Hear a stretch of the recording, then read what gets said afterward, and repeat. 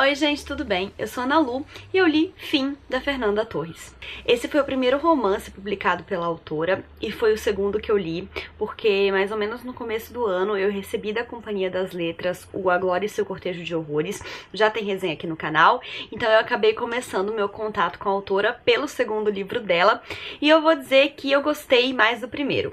Quando saiu o segundo, eu gostei bastante da minha leitura e eu até falei que por ser o segundo romance dela, era ele que consolidava ela, né, no mercado literário como uma escritora mesmo e não como alguém, né, uma atriz, né, que é o que ela é, produtora, enfim, que tinha uma ideia de uma história e publicou um livro, né? Como ela publicou o segundo e ele tinha bastante qualidade, já deu pra gente entender que não era só um hobby ou uma aspiração, e sim que ela poderia, sim, ser uma sólida escritora. Agora que eu fiz o caminho contrário e li o primeiro, eu tenho mais certeza disso, porque comparando um com o outro, eu percebo o quanto, sim, a escrita dela é sólida, o poder de narrativa dela é muito grande, e os dois livros, apesar de tratarem de temas diferentes, sendo esse segundo mais universal, porque ele fala da vida e da morte, enquanto o primeiro fala especificamente, né, sobre a vida de um ator e tem muito a ver com esse meio do teatro e da atuação, os dois livros falam sobre a vida e falam de uma forma muito interessante,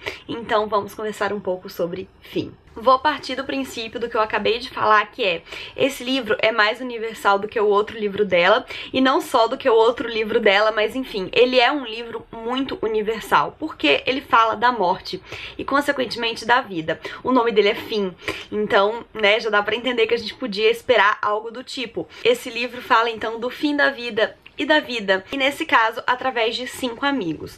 Eu gosto muito da proposta de narrativa da autora, porque ela dividiu o livro em 5 partes, uma parte para cada um desses amigos, e o primeiro capítulo de cada parte é sempre em primeira pessoa, pela voz, né, do dono dessa parte. Então, por exemplo, o primeiro personagem a ser apresentado é o Álvaro, e esse primeiro capítulo, então, é o Álvaro contando em primeira pessoa sobre os momentos que antecederam a sua morte. Então a gente acompanha aí o dia ou algumas horas da morte do personagem que está sendo tratado nessa parte.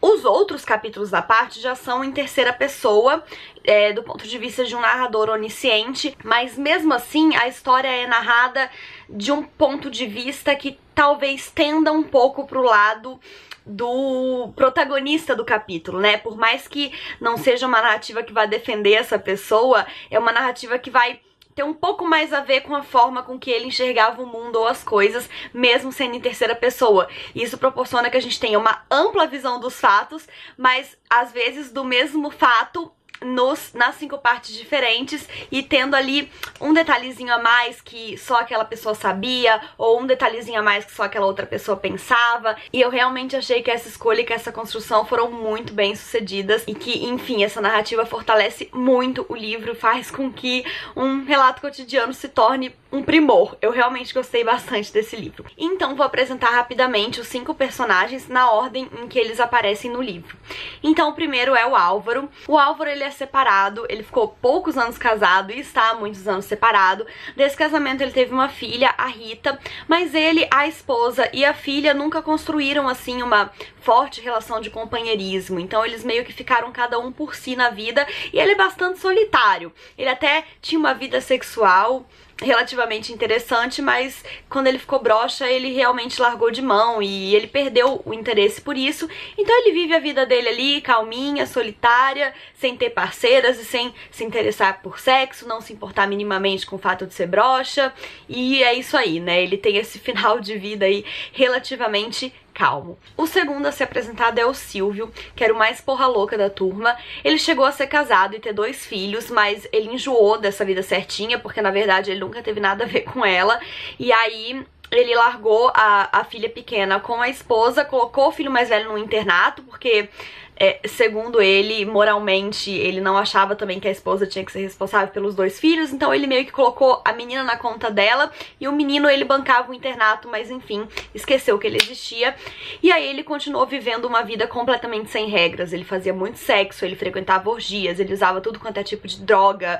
Ele teve uma vida assim agitada, por assim dizer, e de vez em quando ele queria apresentar esse lado da vida dele pros amigos. Alguns se interessavam um pouco mais, alguns um pouco pouco menos, alguns até medianamente de uma maneira antropológica, né, e faziam análises das situações, mas nenhum deles levou uma vida tão doida quanto a dele. O terceiro amigo que a gente conhece é o Ribeiro. O Ribeiro foi o único da turma que nunca se casou. Ele sempre teve uma vida sexual muito ativa, mas nunca teve, assim, um grande amor ou nenhum relacionamento sério, por assim dizer.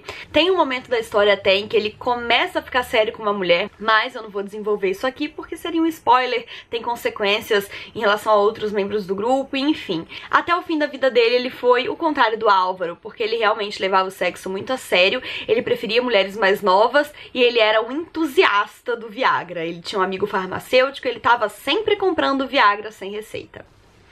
O quarto amigo a ser apresentado é o Neto, e o Neto é o único negro do grupo. E isso poderia não ter importância, né? Eu não falei que os outros são brancos, eu tô falando que o Neto é negro, mas é porque isso tem implicações. A gente vive numa sociedade na qual isso tem implicações, e durante a trajetória deles, ainda mais, porque, né, foram alguns anos atrás, eles cresceram em outra época, eles são outra geração.